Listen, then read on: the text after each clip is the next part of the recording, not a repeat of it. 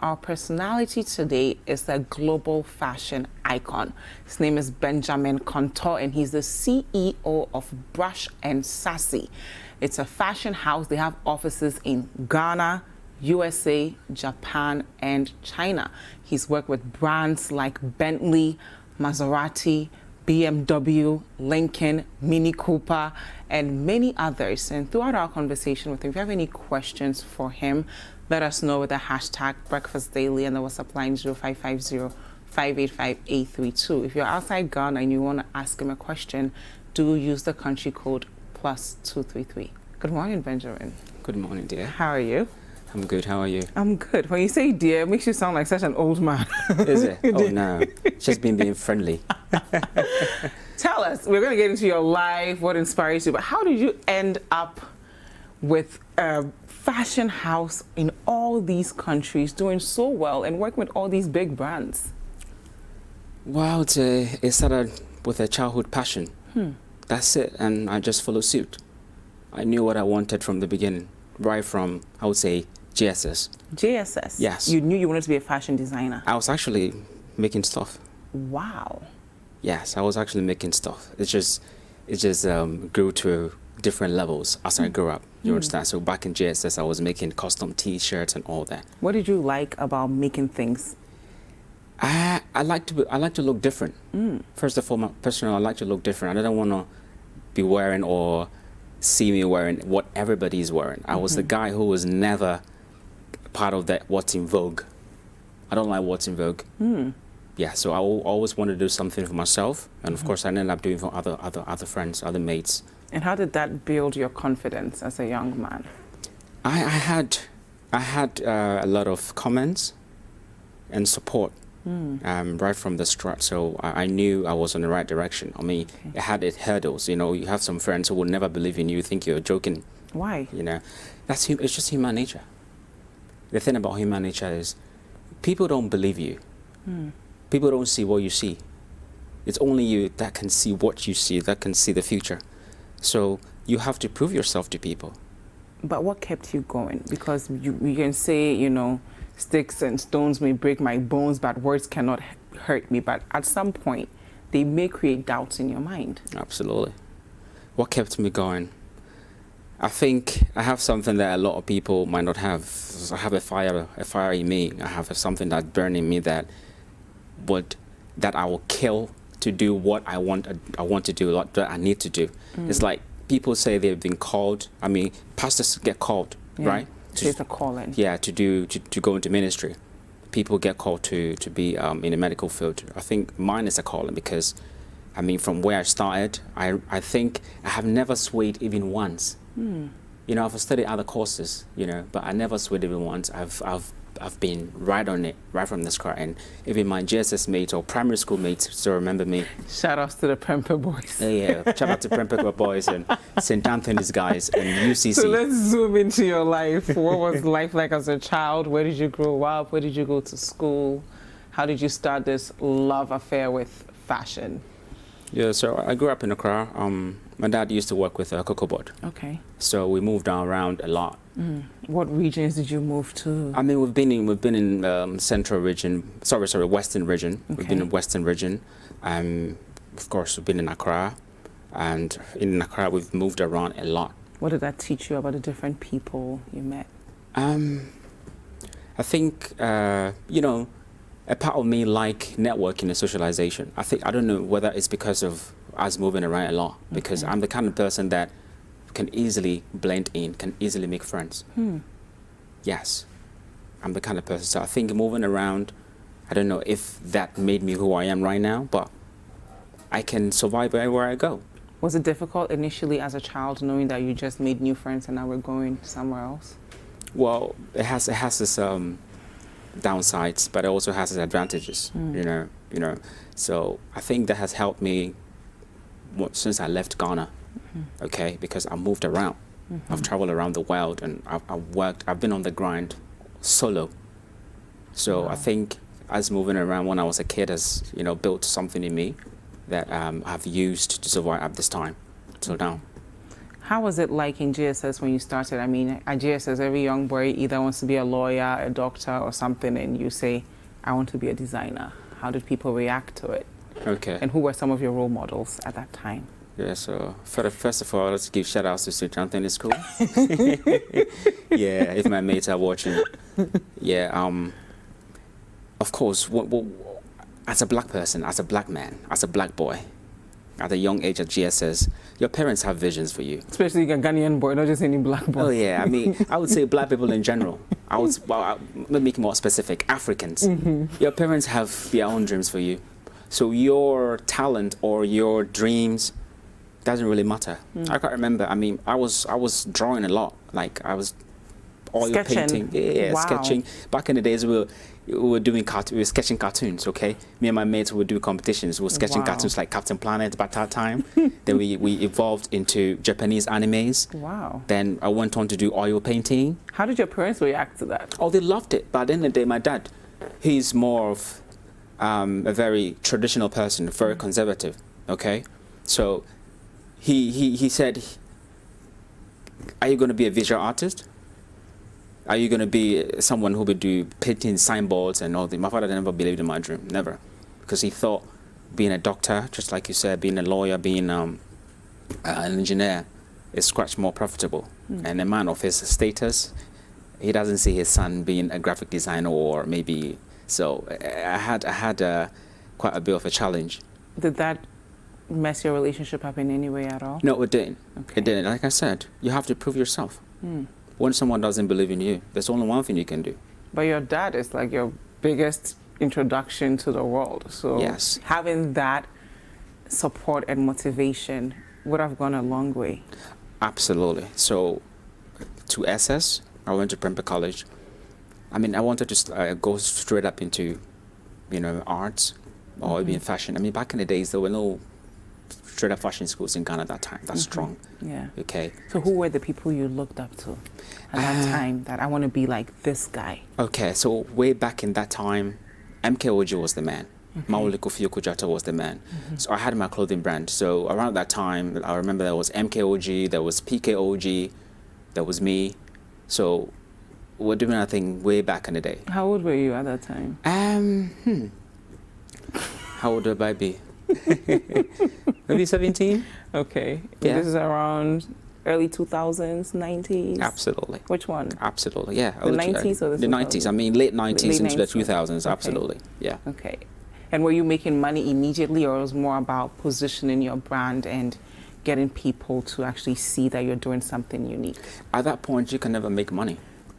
You can never make money. It's you starting something up, something new, something that never existed, and that's you not having a lot of capital to support yourself. Okay. So if you sell 2 T-shirts or 3 hats, you have to reinvest the money. So how do you feed yourself? Oh, of course. I mean, I wasn't doing that to feed myself. What were you doing to feed yourself? I mean, You were getting to the hustle. Yeah, my family was well-to-do enough that at least what I will eat You were able will to be afford fine. it. But Okay. at a point in time, at a uni level, I lost my dad when I was in first year. Oh no, sorry. Yeah, he was the breadwinner for the house. Huh. Okay, so I lost my dad first year uni. So that is where the real grind started. How did that big loss change your focus? See, just like I said, I've always wanted to prove myself. I've always wanted to show people that I was onto something. So right from the start, I told you my father was in support of What you were doing? my craft, my art. Okay, so I evolved from drawing, sketching, painting into fashion. But where did you get that resilience from? Because a lot of parents, and a lot of parents are watching us today, their generation, they had to hustle, especially parents who are breadwinners. So they want their children to be financially stable, and when you go down a path that not many people have walked on, you will struggle. You may be broke a few times. You may go through so many things. And our parents try to shield us from all these things. How do we find a balance between trying to protect our children and letting them live their own dreams? I think parents should do exactly what you just said, because they know better. right? They know better. At the end of the day, every parent wants their kids to be successful. So it's a responsibility of the parent to guide the kid. But you know, once in a while, you get that kid that would change the world. That will make a difference. And no matter what you do, you can never change the path of that kid. So I've gone to study other courses. I've done my master's degree and all that in different fields. But at the end of the day, this is me still working with my first love. I never diverted my path. But at the end of the day, you should respect your parents to a point where they believe in you, to a point where they can say, okay, I think he's onto something. Just like I said, you have to prove yourself. Yeah. You can't just wake up and say, hey, I want to be like Bill Gates. Okay, good luck. Until you start making them moves, then gradually people can recognize, gradually people can see, this guy is onto something. Then if there's any support, they can push you that way.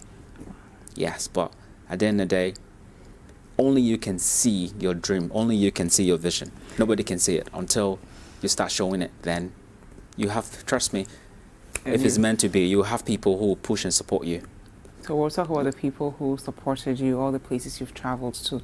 But there are a lot of young people watching us today who don't know what their calling is. They don't know what their purpose is. I think you've been very privileged to actually hear that calling at a very young age and have a clear idea of where you were heading. Any advice for young people who are just doing things because they've been told that this is what you're supposed to do since childhood and they've grown to love that thing? Yeah, first off, a passion is a passion.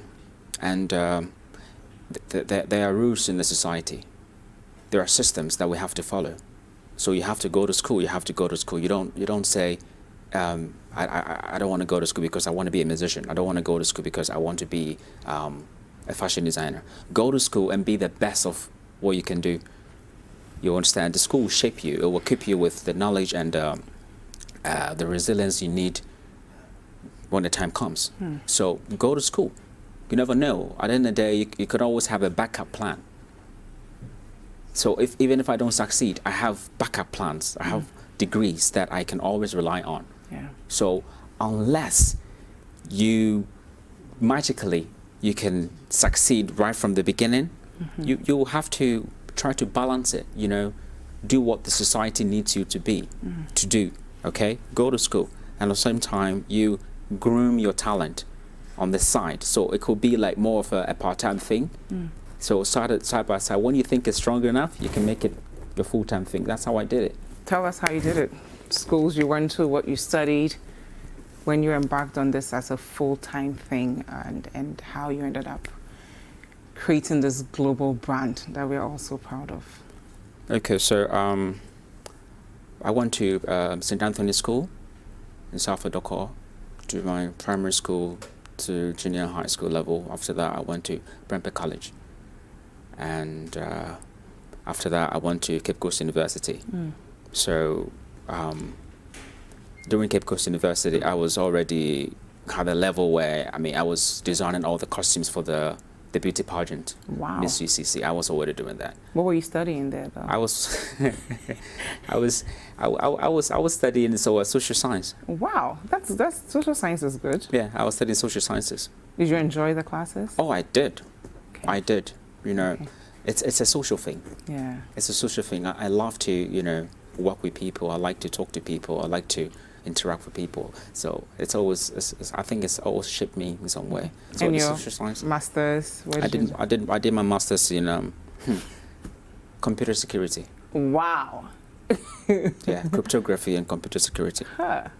How did all that shape the brand? Where did you begin with? You were in China for a long time. Yes. How did you start, and how were you able to stay consistent to a point where you were able to work with all these big brands? So this is me all this while in Ghana. Started up grooming my brand, building up day by day, year by year. After uni, okay. Back in uni, I was already in business. I was already in business. I had clients. I had to come to. I had people who had shows. I had to come from school, come and grind, I had orders that I have to, sometimes I have to skip lectures, sometimes I have to take some serious risk. Wow. Oh yes, it's all about risk. If you want it that much, you put in that much. Yeah. So when my mates were in school, I was, running around and also try to cover up with school. So I was balancing it. Yeah. You need to be able to balance it. Kind of okay. balance. So it got to a point after school, after uni, I got to a point where I realized that back in the day we were making t-shirts, right? So blank t-shirt, even to get the material to sew your t-shirt is a problem. Yeah. The cotton material to sew t-shirt is a problem. So we have to buy plain t-shirts. Way back in the days, people are still doing it. Yeah. And the quality is not that Oh, great. the quality is bad. Plain t-shirt, and they would just put their logos on it. That doesn't make you a designer. That you're just branding the t-shirt. But back in the days, I would say, I'm talking 16 years ago, I was like, I'll go buy a plain t-shirt, okay, take it apart and re-sew it. Wow. So the t-shirt will look different. So let's just say the sleeves will be blue. You won't even neckline. notice it when you're done. Absolutely, because I have a vision of what I want to make. So instead of me getting a proper fabric and cutting it out and making everything, I will buy a plain t-shirt, cut it out, and use the fabric to do what I wanted to do. There's ink, the printing ink. There is thread. There is the sewing machines. There is the heating.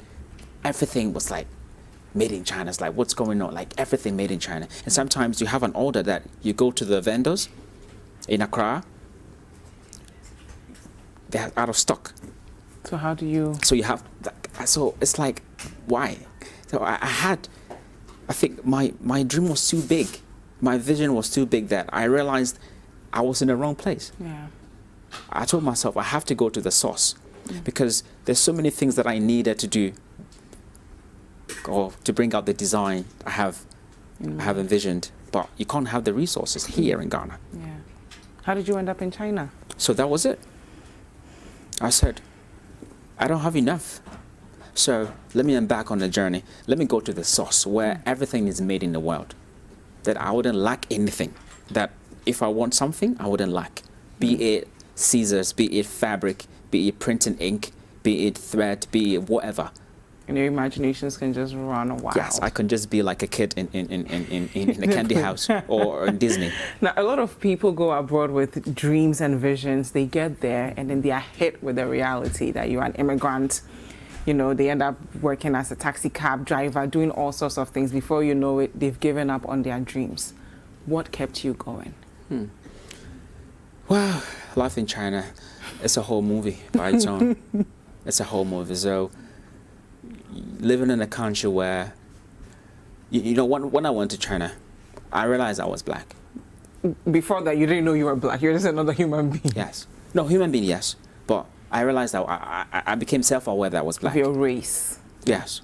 You become self-aware because these are people that 1.6 billion people. 1.6 billion people. And they've never seen a black person before.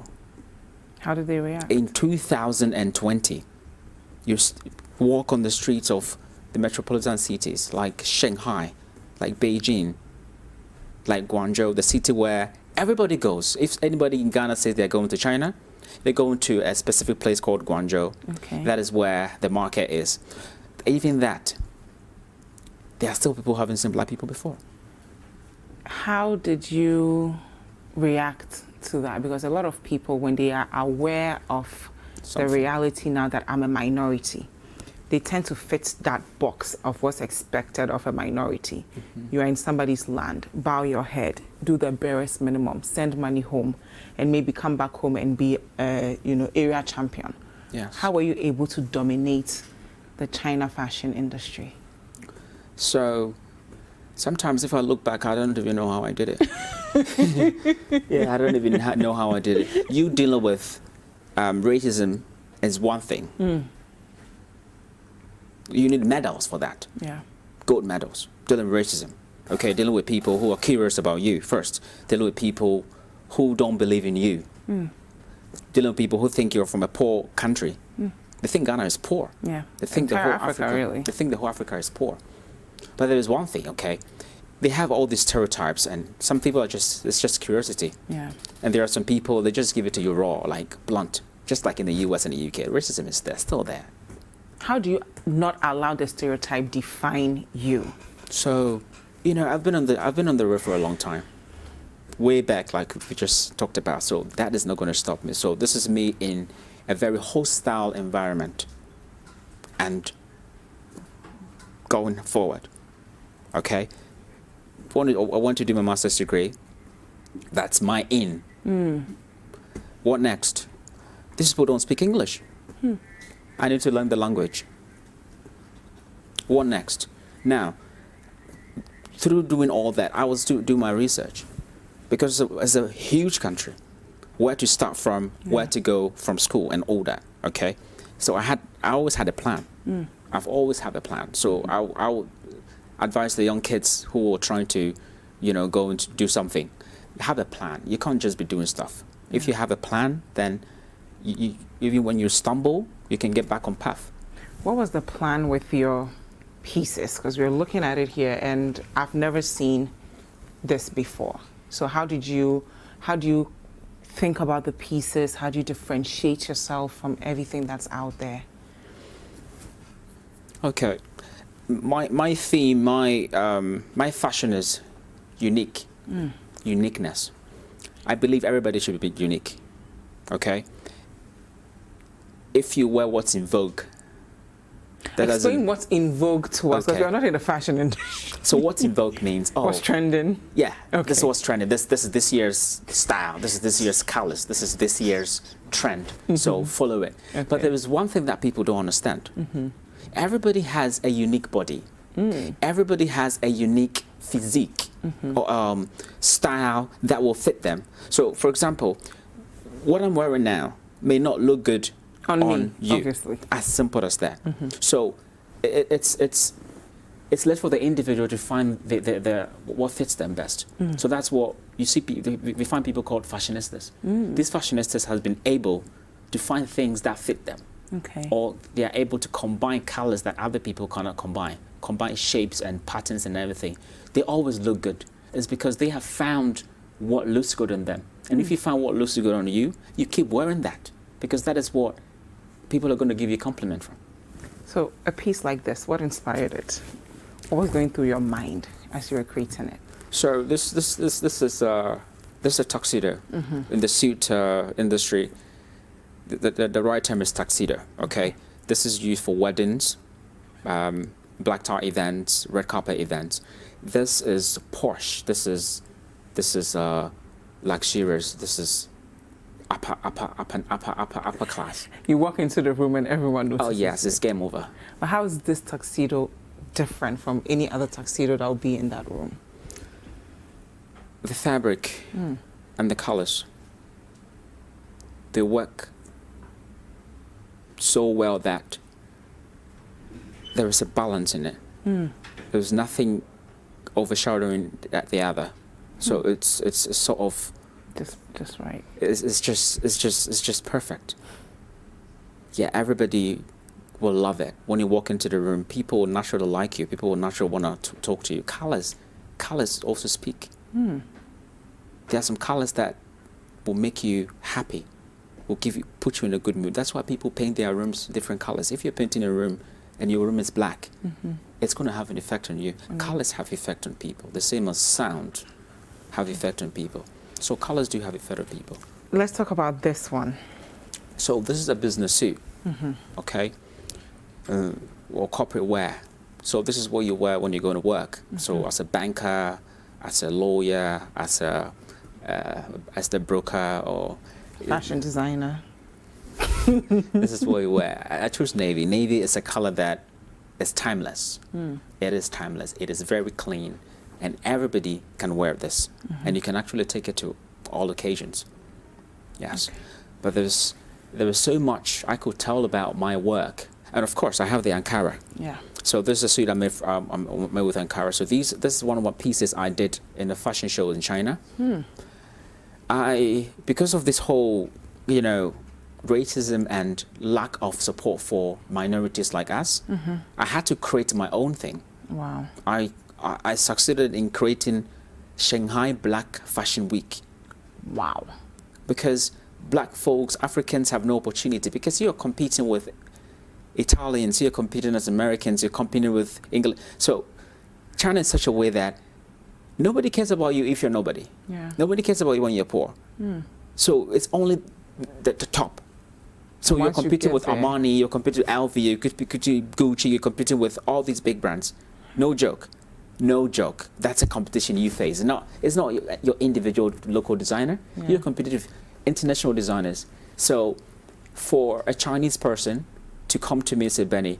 So we're looking at some of your pieces from the Shanghai Black Fashion Week. That's right. A lot of designers are successful as designers. How were you able to also succeed as a businessman, to have, you know, offices in China, Japan, and USA, and now Ghana? So I think it's always been part of my plan. I mean, first of all, to perfect my craft. To perfect my craft. That is why I traveled abroad. I've been around China, I've been around Japan, I've been around the UK, and I have learned, okay, putting bits and pieces together. So from a Ghanaian heritage, pieces from Ghana, knowledge from Ghana, something from Europe, Italy, and UK. With the kind of work I do, it's UK and Italy. That's what Bespoke is from. Okay. It was started in the UK. Then later on went into Italy. Bespoke is from there. So I picked pieces of knowledge from everywhere I go, and I perfected my craft. So what I have, I can go toe to toe with Gucci. Yeah. In terms of quality, in terms of cut, in terms of finishing. Yeah. No joke. I can go toe to toe with Gucci. I can go toe to toe with Tom Ford's. Okay, and of course my mentor Ozo Boateng. Okay. It's something that I'm so glad I was able to do with all the grind. So I'm just glad I never gave up. You know, We're also glad you didn't give up, because there are a lot of young boys watching us and girls watching us, and they're going to say, I'm going to do it because he did it. Yeah, so the Shanghai Black Fashion Week started because there were a lot of African designers and, of course, other expats who were living in China, who are living in China, who are living like we live in the UK, we live in the US. China is the new world right now. Yeah. China is the new world. So there are a lot of Ghanaians out there in China trying to make it, I'm telling you. I know. I know Ghanaian designers who are in uni and they have fashion brands. So fashion designers from all across Africa, Zambia, Tanzania, South Africa, they were reaching out to me because they realized there is this one black guy who has made it to this level in China. It's like, what's going on? Yeah. So people reach out to me to find out how I did it. So it's that sort of like, you know, coaching, mentoring. And I realized that, okay, if God has given me this platform, You can pay back. yeah, that I can work with, if Bentley will come to me. Listen, we're proud of you. And there are a Yes. lot of people watching us this morning who would want to reach out, buy your work, know where your store is in Ghana. Give us all the information. Okay, you can reach me out on Instagram at Benjamin Kontoh. That's my personal handle, Benjamin Kontoh. Then my business handle is Brush&Saccy. Okay. Brush&Saccy Bespoke. You'll find me there. The same for Facebook. Yes. Okay. And do you have a physical shop in Ghana? Yes, I have a physical office here. It's behind the Achimota Golf Course. Okay. Right behind Achimota Golf Course. It's called Dove Street. If you put Dove Street in the GPS, it will bring it right there. And I'm I have sure a you beautiful supply showroom globally. there. What was that? You supply globally as well. So anyone watching in the diaspora want to buy your stuff, they can. I came to Ghana during the year of return. Yeah. So everything aligned. I had been away for too long and I just shut myself off. Because, I'm glad you're back. oh yeah, I did. But it's time for me to come back home. So everything worked perfectly. And it's coronavirus time, yeah? So a lot of people thought he's stuck because the borders have been. I am thoroughly enjoying this conversation, Yes. but we've gone out of time. But I must say, I've really enjoyed speaking to you, Benjamin. Thank you so much. Likewise. And we're happy you did not give up on yourself. We're happy you stayed resilient. We're happy you worked hard. And because you exist, you've opened the door for millions of young black boys and girls across the world to know that they can dominate whatever industry they find themselves. Oh yes, they can. You. Now, I've received a lot of your messages. I'll try and read them briefly and then we'll go for a break. Opoku says, I'm really enjoying the program, watching you live from New Ebrim. You're doing a great job, bro. Well done, my brother. I'm proud of you. Jabez says, roommate. I don't know if you know him. Yeah. Herman Asafo says, that is my brother-in-law. Congrats. Okay, Can Daniel says, sir, I really want to be like you. You have really inspired me.